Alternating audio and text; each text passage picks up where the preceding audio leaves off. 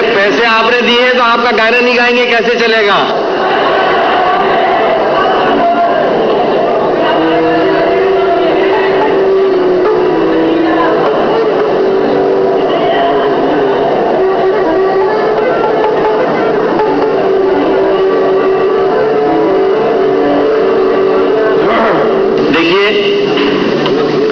अगला गाना है फिल्म मेला। धरती को आकाश पुकारे, आजा आजा प्रेम द्वारे आना ही होगा।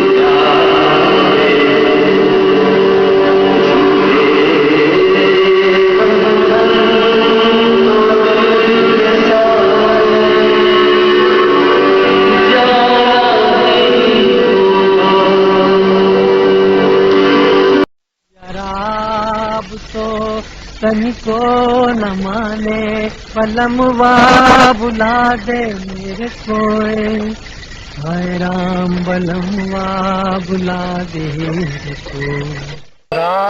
दिन का जगाक नाय रे शाम के वाइट थे, दिन का जगाक नए रे शाम के वाइट थे, सरगा परस करुक यता, सरगा परस करुक यता, गोड़ गायत गायत ते साफ दिन का जगाक।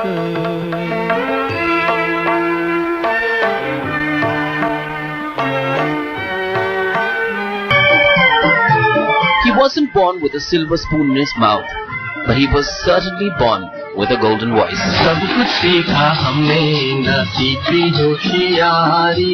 A voice that had a haunting, magical quality to it. A voice that fortified a singing career that lasted for over 3 decades. Mukesh was born in Ludhiana to Zorawar Chand Mathur, an engineer, and Chandrani.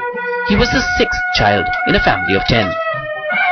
Mukesh's voice was first noticed by Motilal, one of Indian cinema's first actors, also a distant relative. This when he sang at his own sister's wedding. It was Motilal who took him to Bombay and arranged for singing lessons with Pandit Jagannath Prasad. Extremely good looking, Mukesh was offered a role in this Hindi film.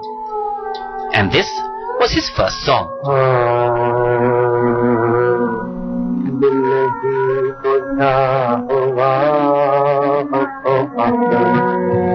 Mukesh was in a sense the discovery of Anil Bishwas. Dil jalta hai to jalne do in Raag Darbari. You see, in the film Pehli Nazar, as early as 46, you see, in the film Pehli Nazar. And though for this recording he failed to turn up, and when he failed to turn up, the composer was Anil Bishwas. Anil Bishwas slapped him, and Mukesh was red in the face. But I am just mentioning the fact that Anil Bishwas slapped him in order to emphasize how much singers took from composers those days and how ready they were to learn. Mukesh apologized immediately, and he said, and after that, look at the rendition that Anil Bishwas has got out of him. This is the nearest, this was considered the nearest thing to K.L. Saigal. A fan of the legendary K.L. Saigal, Mukesh idolized him, so much so that his voice was a duplicate of Saigal's.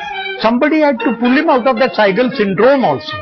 This was done by Anil Bishwas first and then by Shankar Jaikishan. You see? Roshan also his part to play. These were the favorite composers. Mukesh was the voice of Dilip Kumar in several films.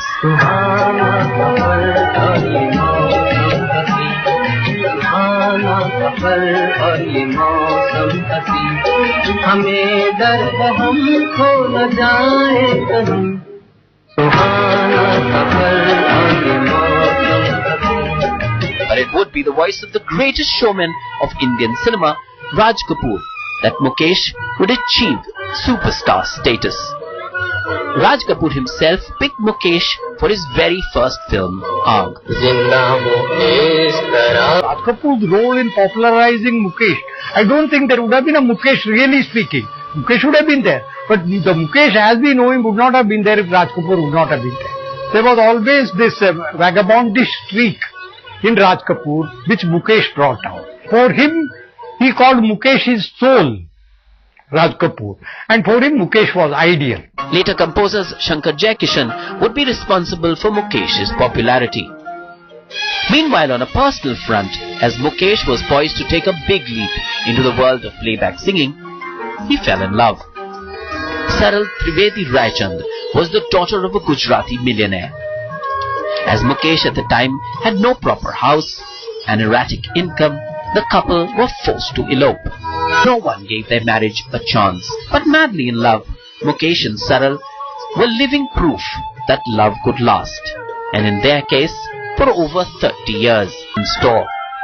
An ambition to be an actor. Mukesh accepted a role opposite Suraiya in this film.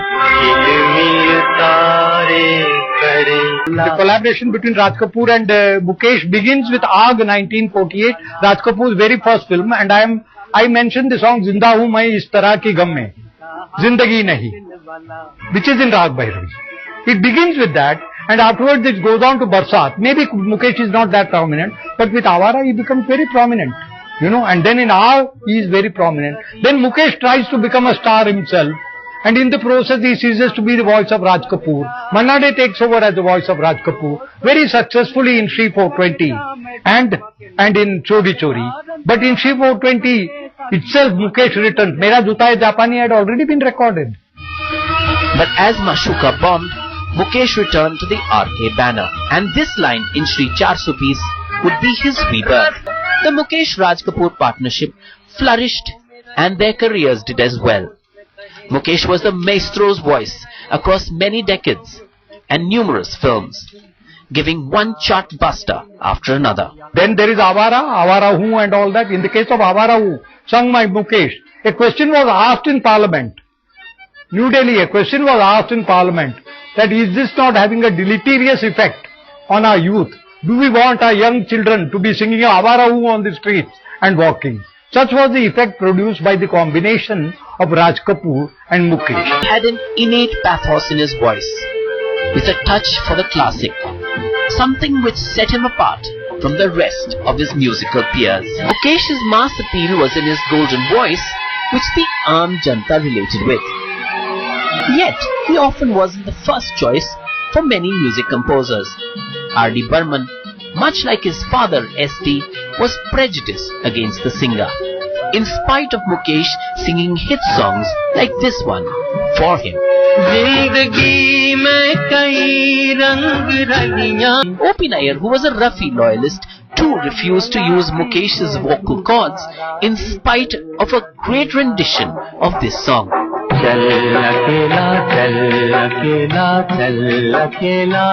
Over a period of time, Mukesh's voice was exploited by several Indian Cine Sangeet composers who got him to sing a lone song for their films. In 1976, Mukesh was on a concert tour in America with Lata Mangeshkar and his son Nitin Mukesh.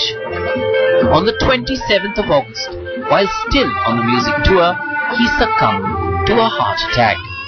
On hearing the heartbreaking news, Raj Kapoor is said to have exclaimed, "I've lost my voice." A massive outpouring of grief from all walks of life followed.